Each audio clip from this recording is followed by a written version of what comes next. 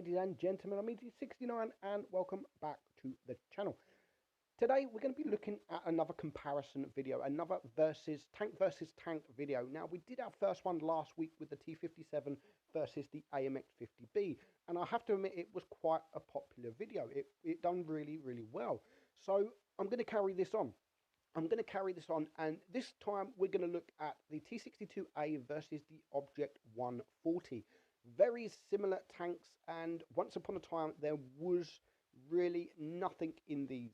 Back in the first Twister Cup, if you remember, it was all Object 140s. Now, what is the difference between both of the tanks now? There's quite a lot. There is quite a lot of difference. Now, obviously, they both have the 100mm gun, and they both have the same reload, which means they both have the same DPM.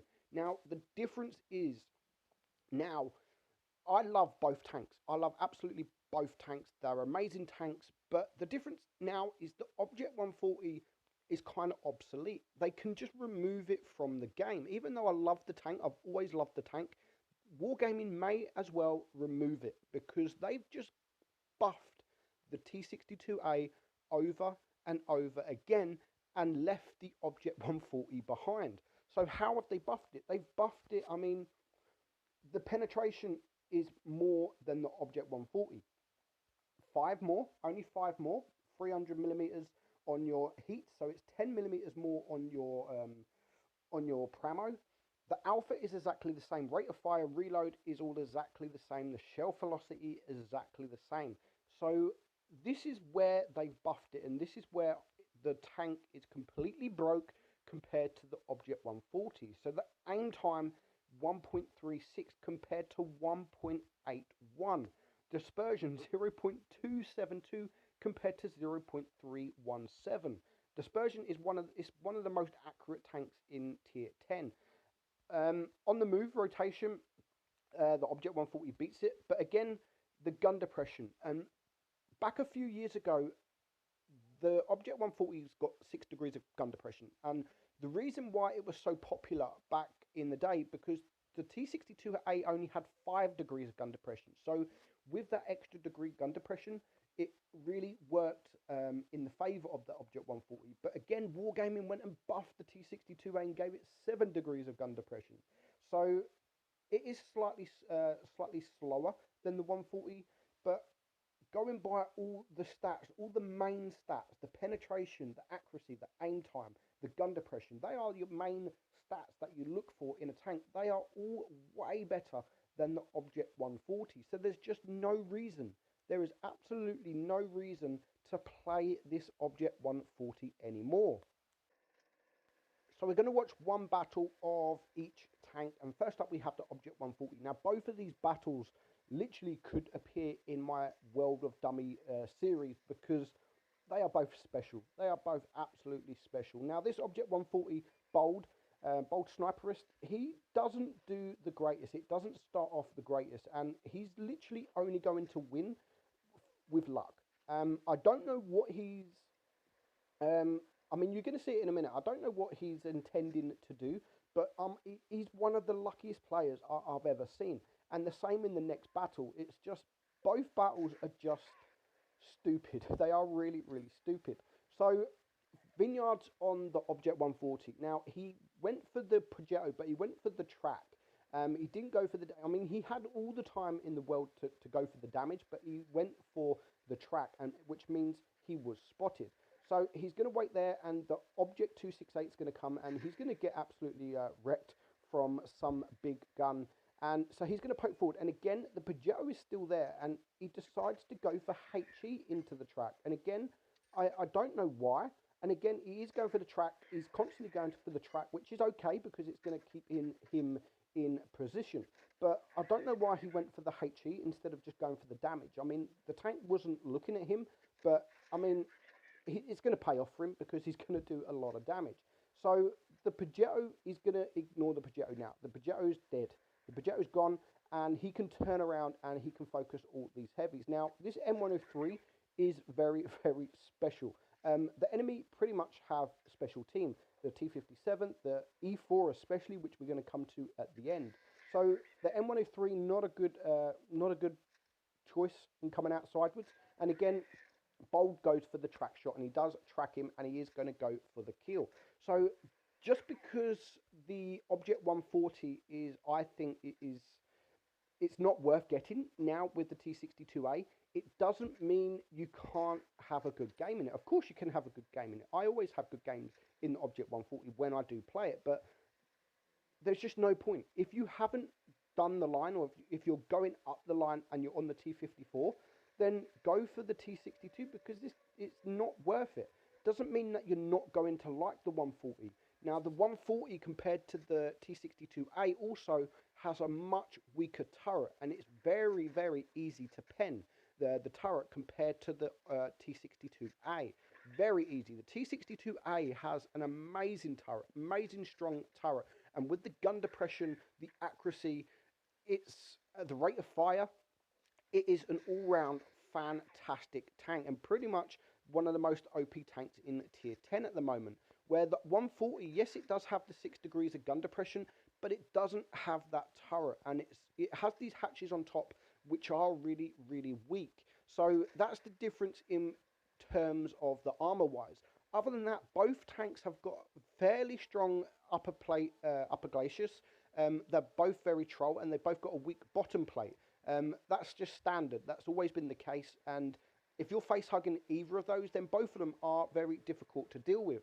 But the T-62A in every other aspect is just such a better tank.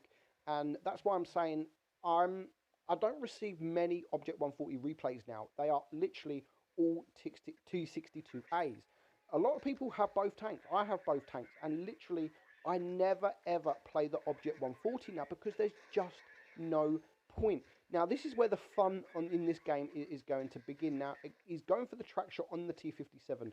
Now, he does something really, really weird in a minute. Fair enough, he's ignoring the E4 because he needs to deal with this T-57, which he has done. And now he's going to go for the grill, which is, again, it's what he should be doing. He should be going for the grill. But then he starts to change his mind and starts going for the E4. Now, I don't know what he's doing. He should be going for this grill. He should be going for the grill, which he does now. And again, he gets a shot in the grill.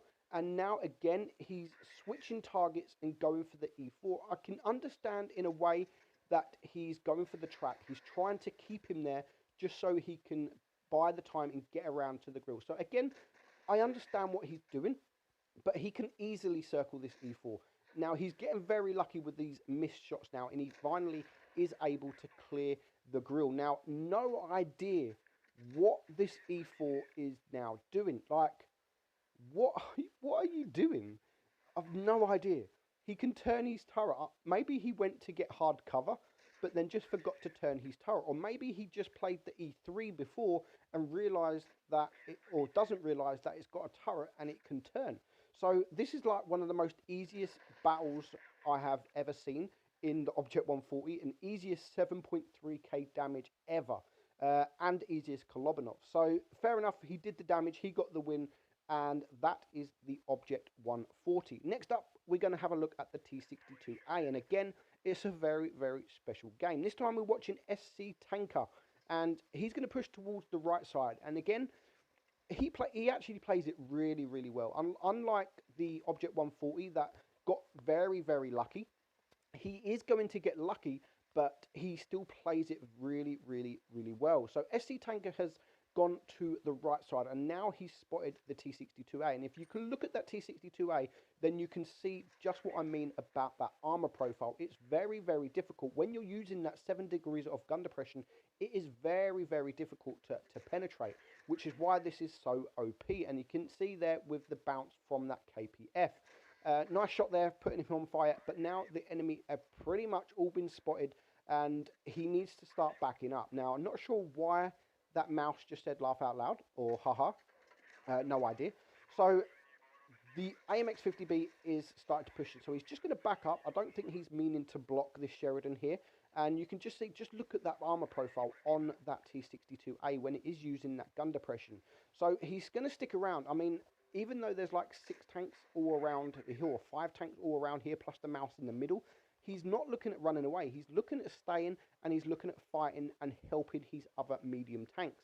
And if you look, there's a TD still in spawn. I'm not sure if you look at the mini-map, sorry, there is a TD still in spawn, and that Sheridan's just got wrecked by a camping Death Star. Now, that Death Star actually has a really, really good game until the end, when he just really, he messes up big time. And I don't know, again, I don't know what he's going to be thinking of. So, again, SC Tanker, he's getting rushed by many tanks, and he's not looking at running away. He's looking at staying, and he's looking at fighting. He does take out the 50B, and he is now going to face hug this T-54, and again, that is where you start getting those bounces. So he's now on 3,000 damage, and he's blocked 1,300 damage, and he went to go for the lower hit point tank, but unfortunately just couldn't penetrate. And again, the T-62A and the E-50M, they're going to push, but he's going to use this T-54 as protection, because he does have the team behind him, who are going to come and help him out. So he can use this T-54 as protection from the E-50M and protection from the T-62A. Now, Frostbite in his E-75, I think I know Frostbite. He is the moderator on the Discord channel, Wargaming's Discord channel with me. So he's now going to try and go for the KPF, but he couldn't, so he's going to switch to the HE, and of course he is going to be able to take him out. Now, Frostbite brings this T-62A to a one-shot, and again, he is able to use the HE to clear him. So it's now a 2 versus 2. There is a full hit point Death Star, and there's almost a full hit point Mouse, or half hit point Mouse. So he needs to be very careful, because he is a one-shot to the Death Star. The Death Star's already got 2 kills, so he has been camping. He hasn't moved all battle, but as I've said before, he's actually been effective sniping. He's been an effective sniper, because he's actually done the damage, and he's still going to do more damage. If you look at Frostbite now, there goes a lot of his hit points. So he needs to be very careful. Both tanks need to be very, very careful, because the Mouse is actually, I mean, the Mouse is making them push him, and if they push the Mouse, then they are going to be exposed to that Death Star. Now, he takes a nasty shot there. That was a nasty shot that he didn't really have to take, and the Death Star finally does take out Frostbite. So SC Tanker now finds himself on his own against this Mouse and against the Death Star, and he's a one-shot. He needs to be very careful. Now, if he can face hug this Mouse, he has the chance of bouncing, which is exactly what he's doing, and it's exactly what he's done. And now he can just use the DPM, use the mobility of the tank to get around. He has to use heat. He doesn't want to bounce, and he's now bringing the Mouse down to a one-shot, and he is able to take him out. So he's on now 5 kills with 6,000 damage. And if you could just see right in front of him there, the Death Star has just shot, and he's missed. So there is a mistake there from the Death Star. Now, the Death Star, as I've said, he's had a great battle. He's had a great battle, but he's not going to do any more damage. And he really does mess up. So what he should be doing now, he has a 183 caliber gun. What he should be doing, should be loading that HESH, loading that HE, and just splashing this T-62 in the face. But he doesn't. He uses the AP, and the T-62 has managed to bounce over 900 hit points from 900 damage from that Death Star. So no idea why that Death Star is not shooting HE. He should be shooting HE, because he can just splash him. He can just splash next to the T-62A and still do enough damage to take him out. So the T-62A has been very, very aggressive. He needs to take these shots, and there's only a minute and a half left on the clock. So what he's going to do now, he's going to take the upper ground, and this is where it's going to pay off, because this is where the 7 degrees of gun depression really does pay off. Now, he can't quite get his gun down, so he is going to just move a little bit right, where he is able to get that shot. But again, he does need to be very careful, because if the Death Star has changed his mind and started loading that HESH, then even if he pokes a little bit, then he will be able to be taken out. Just like Frostbite is saying here, he can HE, so don't poke. And he knows this. He's on 7.2k damage. He's now only 2 shots away from getting a remarkable win. And again, you're going to see it in a minute. No idea what this Death Star is doing. He's going to poke. He's going to make the mistake. But again, he bounces. Like, oh my word, what are you doing, Death Star? Come on. All you needed to shoot was HE, and you would have won this game a long time ago. But he suffers, he pays the price, and it is a loss. 7,900 damage, 3,700 block damage, and as you're going to see at the end, of course he gets the ace, he gets the steel wall, and the Death Star actually finishes on 5,100 damage. So he had a good game up until that last tank alive. So that is the Object 140, that is the T-62A. My opinion, the T-62A is 100 times better. Hope you enjoyed it, guys. I'm Meadsy, and I'll catch you soon. Bye-bye.